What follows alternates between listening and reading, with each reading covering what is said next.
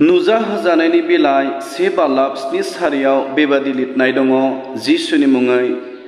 नाय, बियो जोमैफोरनि सायाव फैगौ आरो साफ्रोमबो बिखौ सुफ्लंग्राफ्राबो बेखौ नुगोन आरो पृथिबीनि फोलेरमानिफ्रा बेनि थाखाय गाबख्रावगोन। औ आमेन। बे राव फरायनाय आरो खोनासंनाय जों बयखौबो बोर होथों। इसोरनि गोथां रावा जोंनो दिनै मिथिहोदों। इसोरनि गोथां रावा बुंदों दि नाय, जिसु ख्रीष्टआ जोमैनि रत्नाव फैगौ आरो बै समाव फोलेरमानिफ्रा जिसु ख्रीष्टनि फैनायखौ नुनानै गाबख्रावगोन होननानै बुंदों। आरो बै समाव जायफ्रा जिसु ख्रीष्टखौ क्रुसाव दोगथाबदोंमोन बिसोरबो जिसु ख्रीष्टनि फैनायखौ नुगोन आरो बेबायदियैनो पृथिबीनि गासै हारि माहारि सुबुं माहारिफ्रा गाबख्रावनाय जागोन होननानै इसोरनि गोथां रावा जोंनो मिथिहोदों। आरो बै समाव जेब्ला जिसु ख्रीष्टआ जोमैनि रत्नाव धोरोमियाफोरखौ लांनो थाखाय फैगोन, अब्ला मोननै ग्रुपनि मानसिफोर बै समाव जागोन। मोनसे ग्रुपनि मानसिफ्रा धोरोमियाफोर, जायखौ जिसु ख्रीष्टआ लांनो थाखाय जोमैनि रत्नाव बियो फैगोन। आरो बेबायदियैनो धोरोमिया मानसिफ्रा जिसु ख्रीष्टखौ जोमैनि रत्नाव बाराव लोगो लागोन आरो बै समाव धोरोमिया मानसिफ्रा जोबनो गैयै रंजानाय बिसोरा जागोन। बिनि उनाव दुखु दाहा थाबावनाय नङा। गाबनाय, जिंगासिनाय, बेमार आजार, अभाब आंखाल जेबो थाबावनाय नङा।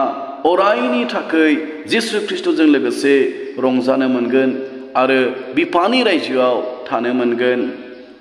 आरो मोनसे ग्रुपनि मानसिफ्रा पापीफोर, जायफ्रा जिसु ख्रीष्टखौ फोथायाखै, जायफ्रा जिसु ख्रीष्टखौ गावनि बासायगिरि होननानै नाजावाखै, जायफ्रा जिसु ख्रीष्टआ जि बे बुहुमाव फैदोंमोन, जोंनि थाखाय सुबुं माहारिखौ बासायनो बियो थैदोंमोन, फबजादोंमोन, सानथामनि उनाव सिखांफिनदोंमोन।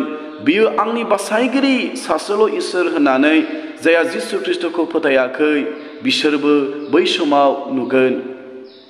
दिनैनि दिनाव जिसु ख्रीष्टखौ जेखि बुङा मानो, जेखि होननानै बिखौ ठाट्टा खालामा मानो, नेग्लेक्ट खालामा मानो, नाथाय बै समाव पृथिबीनि मानसिफ्रा जिसु ख्रीष्टनि फैनायखौ नुगोन। आरो बै समावसो जिसु ख्रीष्टआ जे इसोर, बेल'नो बासायनो हाग्रा, बेखौ मिथिगोन।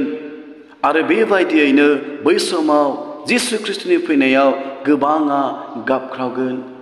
नाथाय बै समाव मानसिफ्रा जिसु ख्रीष्टखौ आं फोथायसिगोन, आं नाजावसिगोन, आं नोंखौ आंनि बासायगिरि होननानै आं फोथायसिगोन होननायनि सम बियो नङा।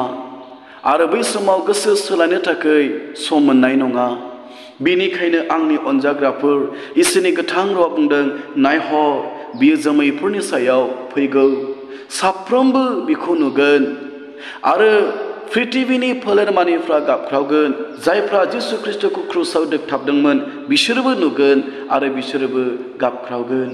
बिनिखायनो बेबादि गिलु बालु दिना माब्ला जागोन आरो थारैनो जिसु ख्रीष्टनि फैनाया माब्ला जागोन जोङो मिथियैखाय, फै जोङो दानो गोथाङै थानाय समावनो, सम मोननायावनो जोङो जिसु ख्रीष्टखौ फोथायनि आरो गाज्रि साननाय हनायखौ नागारनानै गावनि जिबनखौ गोथारै लाखिनानै जिसु ख्रीष्टनि फैनायखौ लामा नायबाय थानि, जेन' जों हरखाब जिसु ख्रीष्टनि फैनायाव जिसु ख्रीष्टजों लोगोसे जोमैनि रत्नाव बाराव लोगो लानो हानाय बादि बे राव बुंनाय खोनासंनाय जों बयखौबो बोर होथों जिसुनि मुङै।